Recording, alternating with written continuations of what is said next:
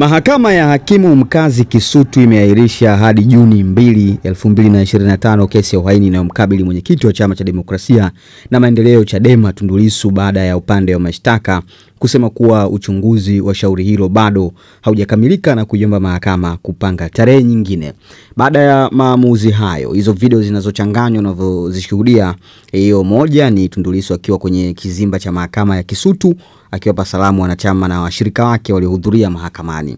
Lakini hiyo ni nyingine baada ya maamuzi hayo ya kuahirishwa kwa kesi yake mpaka Juni 2 yalipotolewa, na hapo alipokuwa anawaaga wanachama mbalimbali wa Chama cha Demokrasia na Maendeleo Chadema. Lissu anaonekana mwenye matumaini makubwa sana, na kama unavyomuona kwenye kizimba alipanda kukiwa kuna mfuko una makabrasha mengi sana ya sheria mbalimbali, hususan zile zinazo randana na kesi yake. Kwa hivyo anajiamini na anajua anachokifanya kwa minajili ya anavyoshuhudiwa akiwa bado yuko fiti kweli kweli. Sasa upande wa serikali katika kesi ya uhaini inayomkabili mwenyekiti huyo wa Chadema umeeleza nini? Kabla hayo, hii ni video ambayo inamuonyesha Lissu akiwa na misimamo mikali na akiamini kwamba wenyewe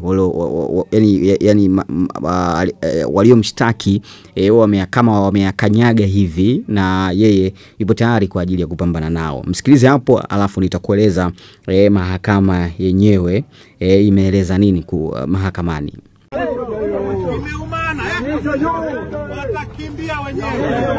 Sasa upande wa serikali katika kesi hii ya uhaini inayomkabili Lissu umeieleza mahakama ya hakimu mkazi Kisutu kuwa zipo hatua za mwisho kukamilisha upelelezi wa kesi hiyo.